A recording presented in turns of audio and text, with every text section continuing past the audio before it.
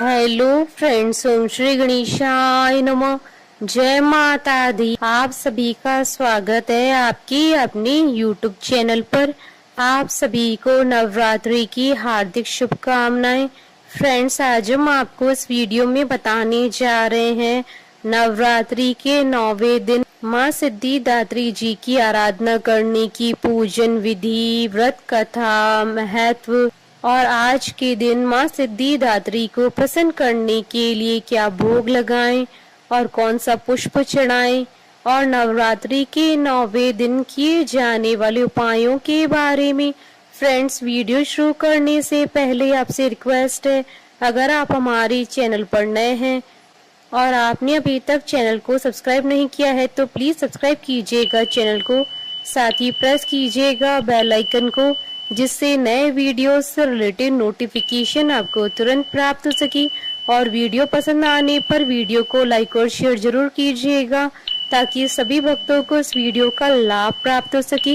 और comment box में जय माता दी जरूर लिखिएगा। या देवी सर्वभूतेषु सिद्धिदात्री रूपेण संस्थिता नमस्तस्यै नमस्तस्यै नमस्तस्यै नमो नमः।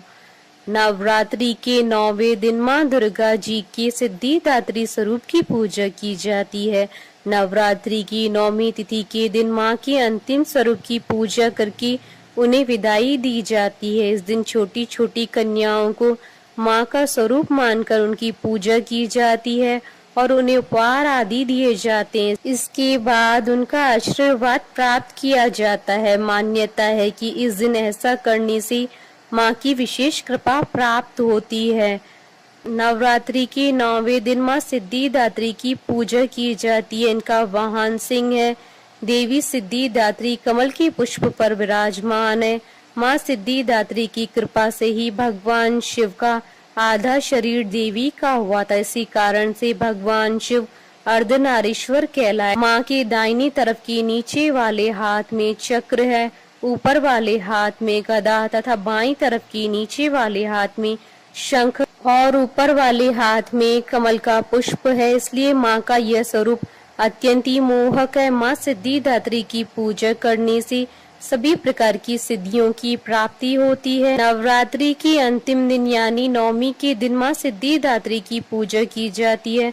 माँ सिद्धिदात्री की उपासना करने से उनके भक्तों को महत्वाकांक्षाएं, असंतोष, आलस्य, ईर्ष्या, परदोष दर्शन, प्रतिशोध आदि सभी प्रकार की दुर्बलताओं से छुटकारा मिलता है। देवी सिद्धिदात्री की उपासना से अणिमा, महिमा, गरिमा, लघिमा, प्राप्ति, प्राकम्य, इशित्व और वशित्व जैसी सभी प्रकार की 8 सिद्धियों की प्राप्ति होती है। नवरात्र में माँ के इस रूप की पूजा करने से सभी प्रकार के काम आसानी से बन जाते हैं। फ्रेंड्स, अब आइए जानते हैं माँ सिद्धिदात्री जी की आराधना करने की पूजन विधि के बारे में। 9वीं के दिन माँ सिद्धिदात्री की पूजा की जाती है। यह नवरात्रि का आखिरी दिन होता है। इस दिन माँ का पूजन करके उन्हें विदाई दी जाती है। सबसे पहले साधक को शुद्ध होकर स्वच्छ वस्त्र धारण करने चाहिए। इसके बाद एक चौकी पर माँ की प्रतिमा या चित्र स्थापित करें।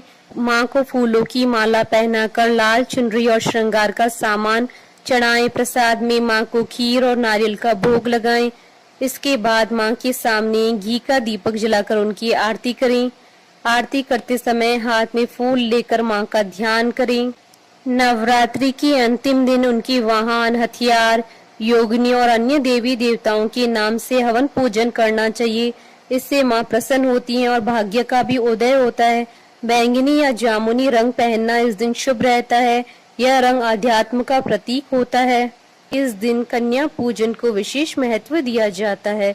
छोटी छोटी 9 कन्याओं को घर पर बुलाकर उनका पूजन करें और उन्हें उपहार अवश्य दें। अंत में कन्याओं के पैर छूकर उनका आशीर्वाद लें। ब्राह्मण और गाय को भी इस दिन भोजन अवश्य करवाएं। फ्रेंड्स, अब आइए जानते हैं नवरात्रि के 9वें दिन किए जाने वाले उपाय के बारे में। महानवमी पर माँ सिद्धिदात्री की पूजा करके माँ को तिल का भोग लगाना चाहिए। ऐसा करने से माँ सिद्धिदात्री अनहोनी से अपने भक्तों की रक्षा करती हैं। फ्रेंड्स, अब आइए प्रारंभ करें माँ सिद्धिदात्री जी की उत्पत्ति की कथा। नवरात्रि के अंतिम दिन माँ सिद्धिदात्री जी की पूजा की जाती है। माँ की पूजा करने से मनुष्य को कर्मों से लड़ने की शक्ति प्राप्त होती है। देवी सिद्धिदात्री की पूजा करने से मनुष्य की जीवन की सभी इच्छाएं पूर्ण होती हैं। माँ कमल के आसन पर विराजमान है। उनके हाथों में कमल, शंख, गदा, सुदर्शन चक्र है जो जीवन में सही मार्ग की ओर अग्रसर करते हैं। नवमी के दिन माँ की आराधना से यश, बल व धन की प्राप्ति होती है। इस दिन पूजा करने से अंतरात्मा को दिव्य पवित्रता प्राप्त होती है और जीवन में अच्छे कर्म करने की प्रेरणा मिलती है। भगवान शिव ने भी माँ सिद्धिदात्री की ही उपासना की थी, जिसके बाद उनका आधा शरीर देवी का हो गया था। आधा शरीर नर और आधा शरीर नारी का होने के कारण ही इन्हें अर्धनारीश्वर भी कहा गया। माँ सिद्धिदात्री सिंह पर सवारी करने वाली, चतुर्भुज तथा सर्वदा प्रसन्न रहने वाली है। माँ की उपासना करने से भक्तों को धर्म, अर्थ, काम व मोक्ष मिलता है।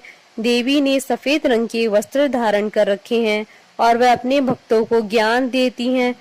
माँ की हमेशा उपासना करने से अमृत पद की प्राप्ति होती है। बोलिए माता सिद्धिदात्री की जय जयकारा, माँ माईदा सच्चे दरबार की जय।